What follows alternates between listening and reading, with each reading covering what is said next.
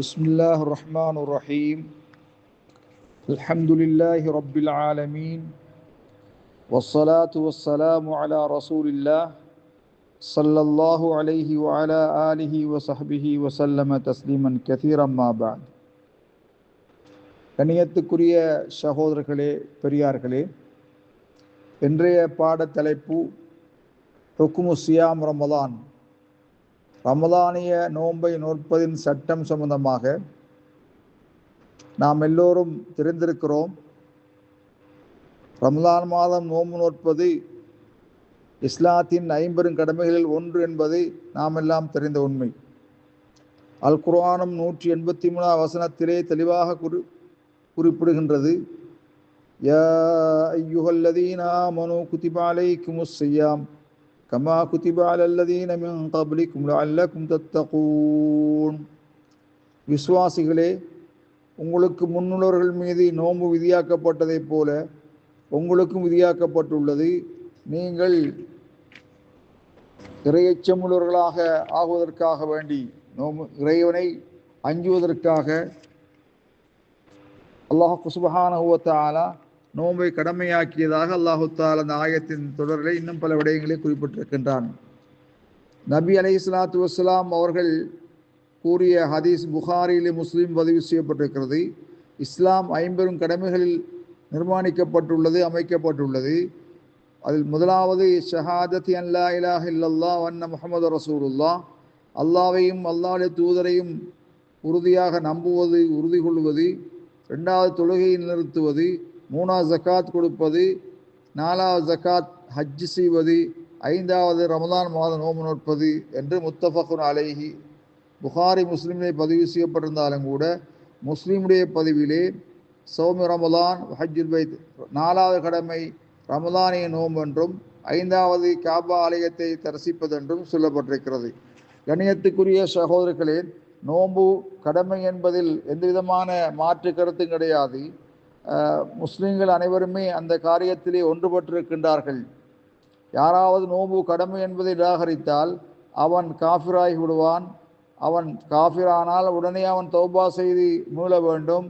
மீண்டு அது உஜூப் கடமை என்பதை ஏற்றுக்கொண்டால், அப்படி இல்லை என்றால் அவன் காஃபிர் முருத்தத் மதம் மாறிவன் அடிப்படையில் இஸ்லாமிய ஆட்சியாக இருந்தால் அந்த அரசாங்கம், அந்த ஜனாதிபதி, அந்த கலீஃபா அவரை கொலை செய்வதற்கு உத்தரவு பிறப்பிப்பார். அவ்வாறு அவர் கொலை செய்யப்பட்டால் அவரை குளிப்பாட்டவும் கூடாது, அவரை கஃனிடவும் கூடாது, தொழுவிக்கவும் கூடாது, அவருக்காக வேண்டி அல்லாஹ்வுடைய அருளை வேண்டவும் கூடாது. முஸ்லீம்களுடைய மையவாடியிலே அவரை அடக்கம் செய்யவும் கூடாது. ஒரு தூரமான இடத்திலே அவர் குழி தோண்டி புதைக்க வேண்டும். கண்ணியத்துக்குரிய சகோதரர்களே, ஹிஜ்ரி 2ஆம் ஆண்டு நோன்பு கடமையாக்கப்பட்டது. ஸல்லல்லாஹு அலைஹி வஸல்லம் அவர்கள் 9 வருடங்கள் நோன்பு நோற்றார்கள். கண்ணியத்துக்குரிய சகோதரர்களே, நோன்பு 2 கட்டங்களாக கடமையாக்கப்பட்டிருக்கிறது. முதலாவது கட்டம் அத்தஹீர் பைன சியாம் வல் தஆம், உணவளிப்பதற்கும் நோன்புக்கும் மத்தியிலே தேர்வு கொடுக்கப்பட்டது. 2வது தேர்வன்றி நோன்பு விதியாக்கப்பட்டது என்ற செய்தி குர்ஆனிலே மிக தெளிவாக சொல்லப்பட்டிருக்கிறது. கண்ணியத்துக்குரிய சகோதரர்களே, குறை காணாமல் நோன்பு நோற்பது மார்க்கமாக்கப்படவில்லை. குறை கண்டால் நோன்பு நோற்பது கடமையாகும். நபி அலைஹிஸ்ஸலாத்து வஸ்ஸலாம் சொன்னார்கள், இதா ரஅய்துமுல் ஹிலால ஃபஸூமு, நீங்கள் பிறை பார்த்தால் நோன்பு நோருங்கள் என்று சொன்னார்கள்.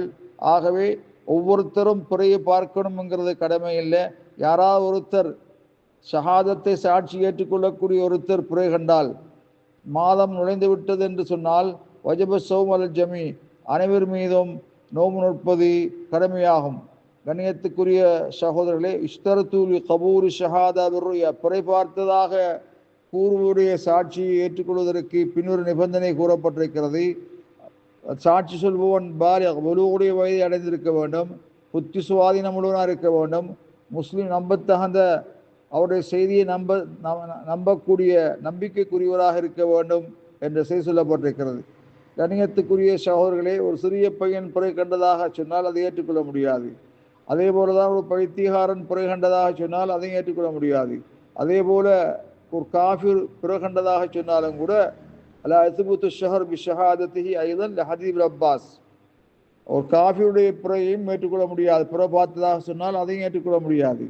நபி அலைஹிஸ்ஸலாத்து வஸ்ஸலாம் அவர்களிடத்திலே ஒரு ஆராபி வந்தபோது வந்தவர் கூறினார், நான் பிறையை பார்த்தேன், ரமலான் பிறையை பார்த்தேன் என்று கூறிய பொழுது நபி ஸல்லல்லாஹு அலைஹி வஸல்லம் கேட்டால், தஷ்ஹது அல்லா இலாஹ இல்லல்லாஹ், உண்மையாக சத்தியமாக வணங்கப்படுபவன் வணங்கப்பட தகுதியான அல்லாஹு தாலாவை தவிர வேறு யாரும் இல்லை என்று நீ சாட்சி கூறுகிறாய் என கேட்ட பொழுது அவர் ஆமன் சொன்னார்.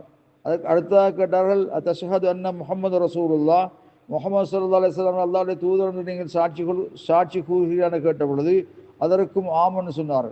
ஆகவே நபி அலைஹிஸ்ஸலாத்து வஸ்ஸலாம் அவர்கள் பிலாலை கூப்பிட்டு சொன்னார்கள், அஸ்ஸின் ஃபின்னாஸ், மனிதர்களுக்கு நீங்கள் பகிரங்கமாக அறிவித்து விடுங்கள், ஃபல்யஸூமு கதன், நாளை அவர்கள் நோன்பு நோக்கட்டும் என்று சொன்னார்கள். கண்ணியத்துக்குரிய சகோதரர்களே, இந்த ஹதீஸ் குத்துபு சித்தா 6 கிரந்தங்களிலும் பதிவு செய்யப்பட்டிருக்கிறது. புகாரி, முஸ்லீம், அபுதாவுத், திர்மிதி, நஸஈ, இப்னு மாஜா. ஆகவே குறை கண்டதாக நம்பத்தகுந்த ஒருத்தர் அறிவித்தால் அந்த பிறையை நாங்கள் ஏற்று நோன்பு நோப்பது கடமையாகும்.